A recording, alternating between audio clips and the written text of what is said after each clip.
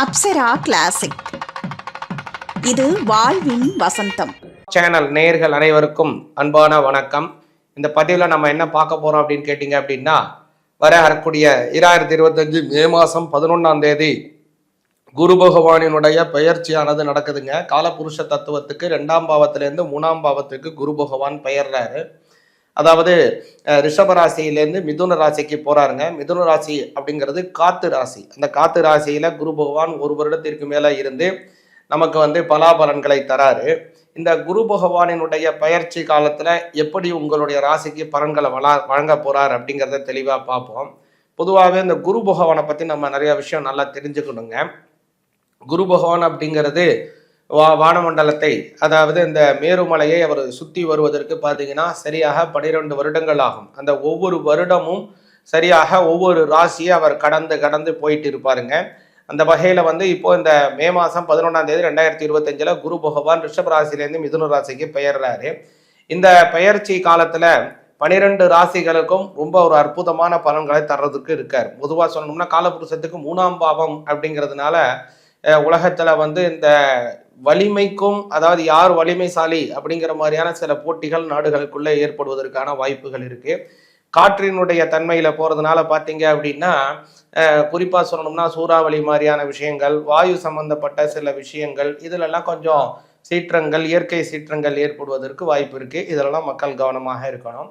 அப்புறம் குரு பகவானை நல்லா கவனிக்கணுங்க. குரு பகவான் அப்படிங்கிறவர் ஜூபிட்டர் பிளானட் இல்லைங்களா? அவர் ஒரு பூமியை விட 12 மடங்கு ஒரு பெரிய சுழற்சி பாதையை கொண்டவர்.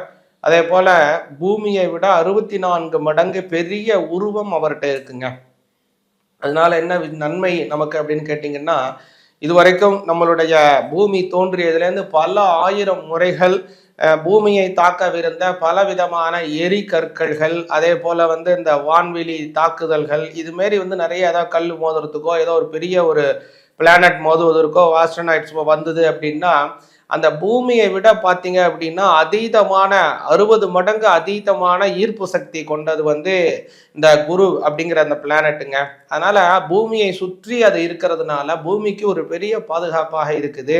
அதனால பூமியை தாக்க வரக்கூடிய பல விஷயங்களை குரு பகவான் தன்னகத்தை இழுத்து காப்பாற்றியிருக்காருங்க. அதனால ரொம்ப ஒரு பெரிய ஒரு ஆற்றல் கொண்டவர், வலிமை கொண்டவர் அப்படின்னு சொல்லலாம் குரு பகவானை. அதே போல அந்த குருவினுடைய கிரகத்தினுடைய ஒளி தன்மை நம்ம பூமி மீது படக்கூடிய சமயத்துல பார்த்தீங்கன்னா அதீதமான பல நல்ல விஷயங்கள் ஏற்படுவதற்கு நிறைய இருக்குங்க. அது பேர் குருவினுடைய அஸ்தமன காலத்துல பார்த்தீங்க அப்படின்னா பலவிதமான மாற்றங்கள், சில சிக்கல்கள் நம்ம பூமியில ஏற்படுது.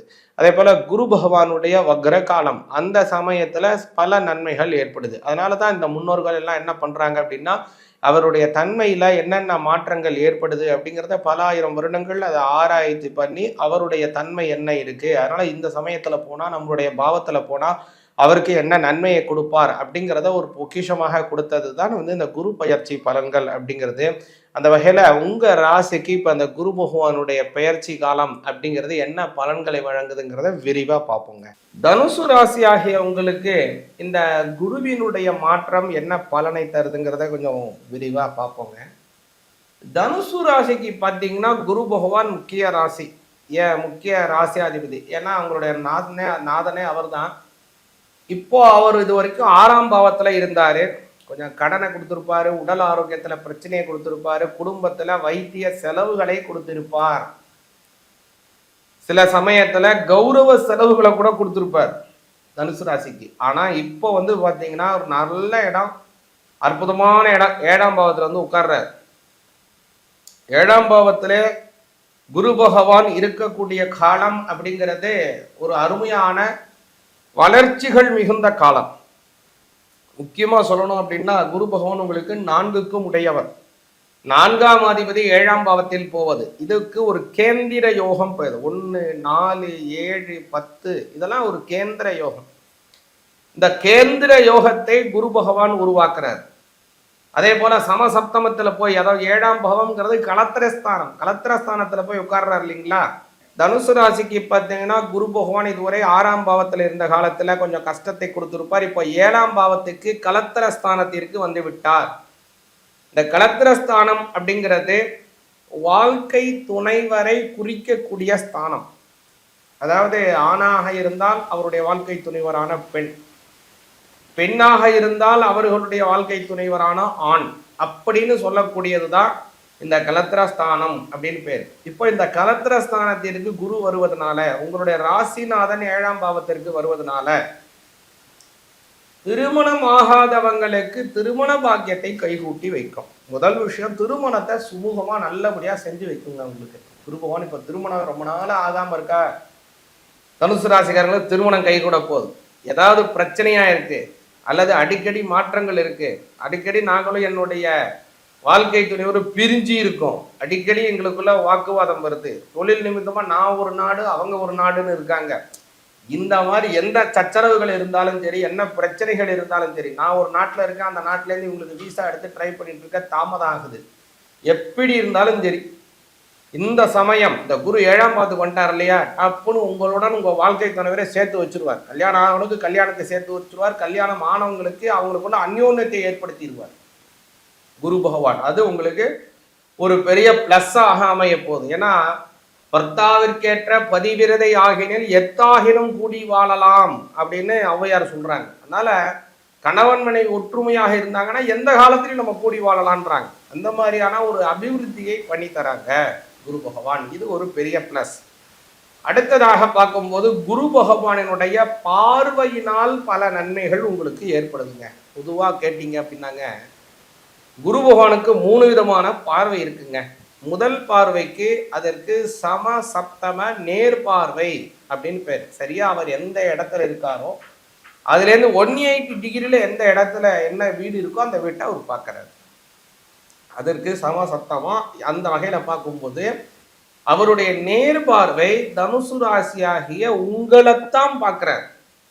அப்போ குருவினுடைய பார்வை உங்களுக்கு கிடைக்கிறதுனாலங்க தன்னம்பிக்கையுடன் செயல்படுவீங்க.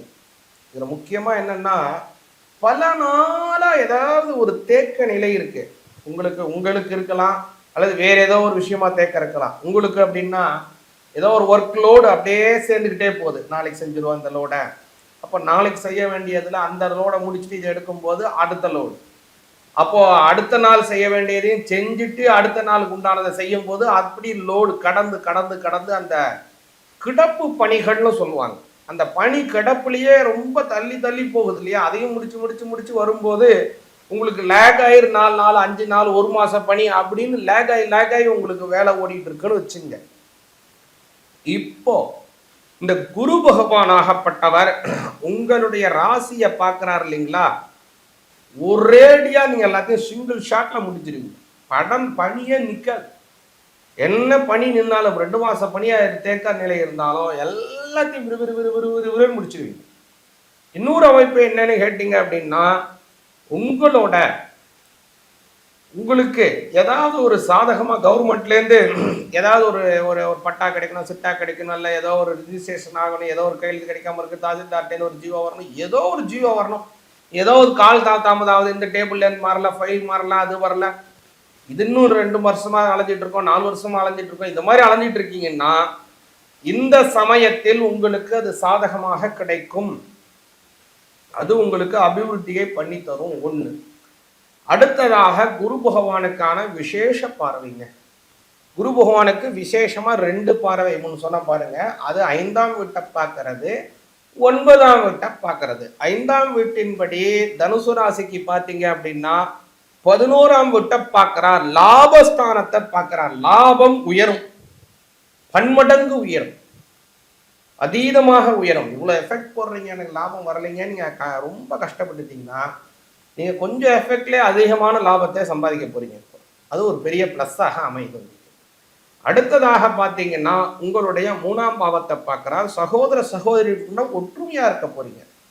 குடும்பத்தில் ஏதோ விசேஷம் இருக்குது, நீங்களால போக முடியல, நிறையா இது இருக்குது, அப்படிலாம் இருந்தாலும் கூட இப்போ நீங்கள் முன்னே இருந்து நீங்கள் பல விஷயங்களை உங்களுடைய குடும்பத்தில் எடுத்து செய்வீங்க. பல நன்மைகள் கொடுக்கும். முக்கியமாக நீங்கள் இந்த காலத்தில் சனி பகவான் வழிபாடு செய்யணும். ஆஞ்சநேயர் வழிபாடை தனுசு ராசிக்காரங்க செய்யணும். சனிக்கிழமை தோறும் இதை செஞ்சு வந்தீங்கன்னா அமோக வளர்ச்சிகள் கிடைக்கும்.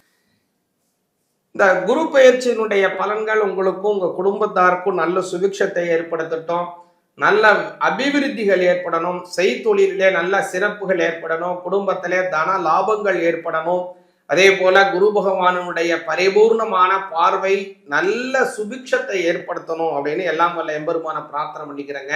அப்சரா கிளாசிக் சேனலை லைக் செய்து உங்கள் நண்பர்களுக்கும் ஷேர் செய்வதுடன் சப்ஸ்கிரைப் செய்து ஆதரவு தாருங்கள்.